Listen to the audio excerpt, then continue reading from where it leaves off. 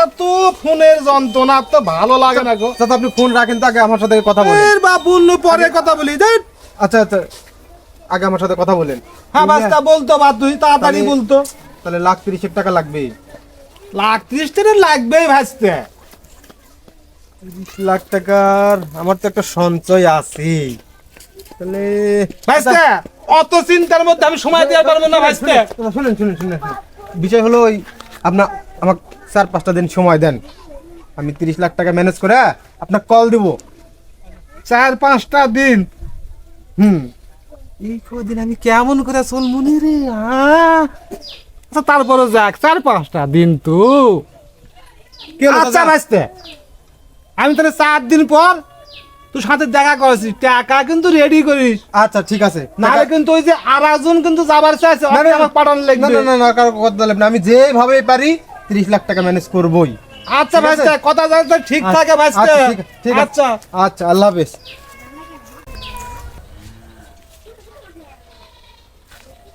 আরে ওই ভাসতে তো 4 দিন সময় দিছিল। আজকে তো ওই 4 দিনের শেষ দিনে কিন্তু বেলা তুই যে ডুবু ডুবু, কিন্তু কোনো খবর পাচ্ছি না গো। আমার কি এটা কি ব্যাথ হয়ে যাবে নাকি? এত বড় একটা দাম।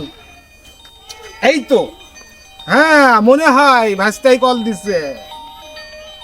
হ্যাঁ হ্যালো ভাস্তা, হ্যালো। হ্যালো, হ্যাঁ চাচা আপনি কোথায় আছেন? ও আচ্ছা আচ্ছা আচ্ছা, আমি তো আপনার টাকা নিয়ে রেডি। আপনি আমার বাড়ির উঠানে চলে আসেন, আমি আপনার টাকা নিয়ে বসে আছি। আসেন, একটু তাড়াতাড়ি আসেন।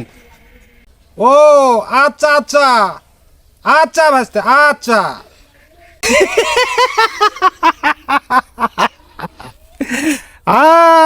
পটা গেছে, আমার টুপ গিলিছে। এই টাকার জন্যে আমি 4 দিন থেকে বাড়ি যাইনি।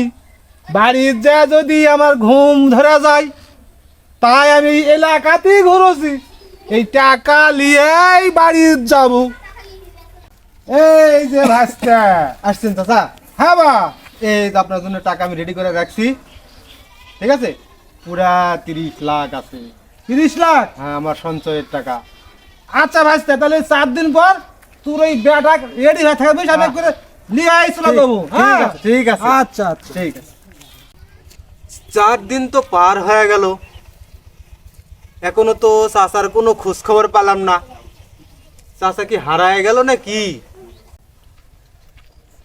ও চাচা, চাচা ও, ভাস্তা। ইয়া বা, ওই যে 4 দিন পার হয়ে গেল, আজকে 5 দিন পড়েছে। আমার ছাওয়ালের যে বিদেশ যাওয়ার কথা ছিল, তার তো কোনো খোঁজ খবর করলেন না। কি বলবো ভাস্তে, এই আগের যে নিয়ম ছিল 30 লাখ দিয়ে যাওয়া যাবে, হ্যাঁ, ওটা এখন পরিবর্তন করে করেছে বলে 60 লাখ লাগবে। তাই নাকি? তাহলে তো খুব সমস্যা হয়ে গেল। আমার তো আর কোনো উপায় নাই। আপনি এক কাজ করেন, আর যাওয়া লাগবে না, আপনি আমার টাকাটা ফেরত দেন। ভাইস্তা, এই টাকা ফেরত ফেরত দেওয়ার নিয়ম কিন্তু এই বিদেশ লাইনে নাই। তাহলে তো আমি এতগুলো টাকা কিভাবে ম্যানেজ করি? কেন?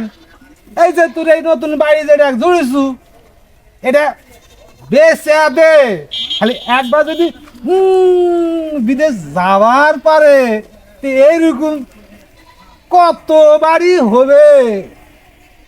মাসে 1.5 কোটি। এত কষ্টের বাড়ি বেঁচে দেবো চাচা? আরে বা মাসে 1.5 কোটি। আচ্ছা ঠিক আছে, আমি টাকা ম্যানেজ করে আপনাকে কল দেবনি। ঠিক আছে? খুব তাড়াতাড়ি করে ভাসতে, না হলে আচ্ছা, ওই যে ওই আমাকে লোক। 2টা দিন সময় দেন, 2 দিন। আচ্ছা ভাইস্তা, আচ্ছা ঠিক ঠিক আছে, আছে, ঠিক আচ্ছা আছে। ঠিক আছে। আমার সাদের বাড়িটা বেচা দিনু। ও ভাস্তা, ভাস্তা তাড়াতাড়ি আসো। হ্যাঁ চাচা। আমার টাকা রেডি হয়েছে। হ্যাঁ চাচা, কি আর করবো, এই সাদের বাড়িটা বেচা এই যে 30 লাখ টাকা ম্যানেজ করেছি। আপনি আমার ছাওয়ালক তো তাড়াতাড়ি বিদেশ যাওয়ার ব্যবস্থাটা করেন। আমি তো একবারে নিঃস্ব, আমার আর কিচ্ছু নাই। আচ্ছা ভাইস্তা আমি করবো নি, তবে তুই একটা কাজ কর, আমি অত বড় তো বেইমান লই গো, তোর বাড়ি ঘর তো সবই শেষ হয়ে গেল, সবই শেষ, কিচ্ছু নাই। তোকে আমি 1,2 লাখ টাকা দিয়েছি, এই টাকা দিয়ে একটা ছোট্ট করে কুড়িয়ে বাড়ি বানায় বাস করা আপাতত, তারপর দেখা যাবে। এই লে ধর। আচ্ছা ঠিক আছে চাচা, আচ্ছা ভালো থাক। খুব উপকার করলেন। আব্বা, বাবা এবারে মতো আমাকে বিদায় দাও আব্বা। আচ্ছা ঠিক আছে বা,